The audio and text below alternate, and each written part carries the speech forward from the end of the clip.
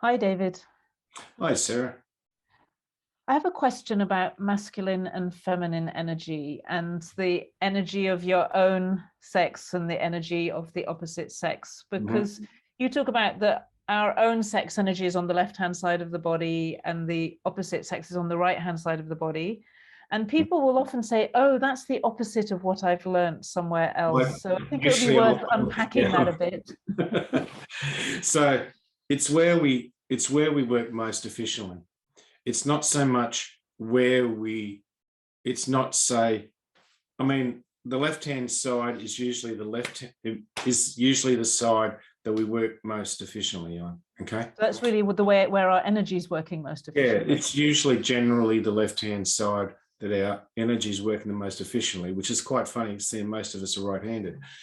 And the right side is generally the area that is more of our opposite sex. Or put it this way, we end up with a large area of our opposite sex energy that is less coherent with ourselves. It's has a lot of broken cycles, so they're not working as well. It is generally either over positive or over negative.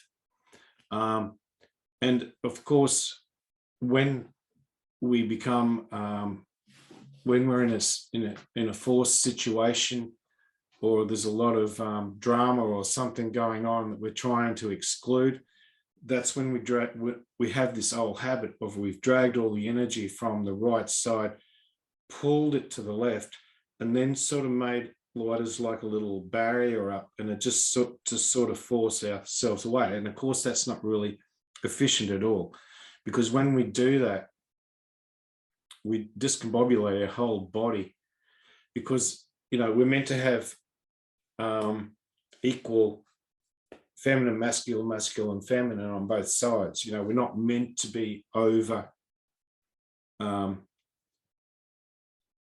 feminine or masculine on one side. Yeah, we're meant to be androgynous bodies, so that either side is actually equal feminine, equal masculine, masculine, feminine. So for the first time, I've understood something there, that when you say feminine, masculine, that's like the feminine side of my body. It also has a masculine side, and then the masculine, Yeah, feminine. There's the masculine yeah, side of my body also has the feminine side. So that creates exactly. the androgyny, the neutrality Yeah, and between then we masculine and and then feminine. we expand that too. So you've got to think about that in depth and ascension, extension, expansion, and creative resources. Exactly the same way. All those cycles. Everything that we do has to be androgynous. Absolutely everything, so that there's an equal polarity of it. Even in polarities in magnetics, in absolutely everything that you can think about, it has to have exactly that same energy, so it just moves through nice and easy and gently. Yeah. So does that androgynous part connect with being neutral as well? It does in a way, It doesn't does. it? It does. Everything has to be neutral. So it means that there's when otherwise we become, for the want of a better word, conflict or confrontation. It's not that it's confrontational or conflict and conflictive. It means that something's just not working properly.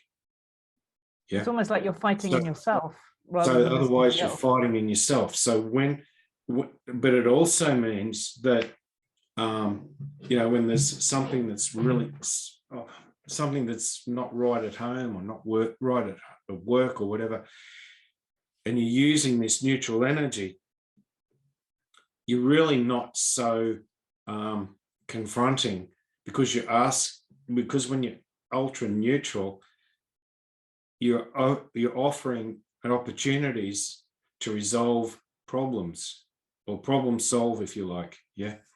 So that because you're so neutral, and when you start to become really efficient, you're using a lot of different areas of yourself and a lot of different conscious of logic. Yeah.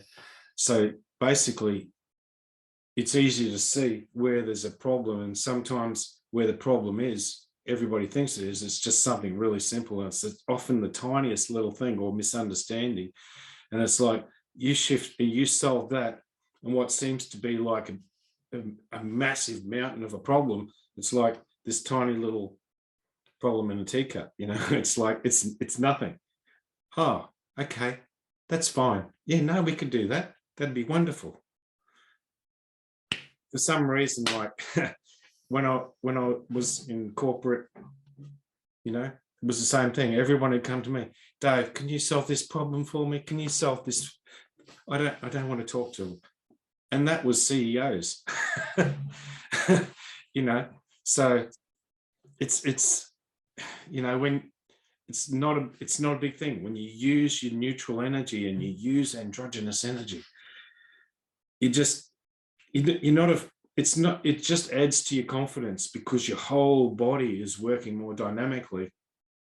And people process things for themselves then, don't they? Rather than you sucking it up and taking away their power, actually it just goes back to them and then they work it out. Yeah, you're not trying to say, well, why the hell haven't you done this? It's so bloody easy. It's not like that at all. You're just saying, you're just offering opportunities and saying, well, yeah, okay, and everything gets resolved a hell of a lot easier. It's not that you're being totally confrontational. I mean, sometimes you might have to tell somebody they're being an idiot, but in the nicest way if you can. Sometimes you can't. That's wonderful. Thank you so much, David.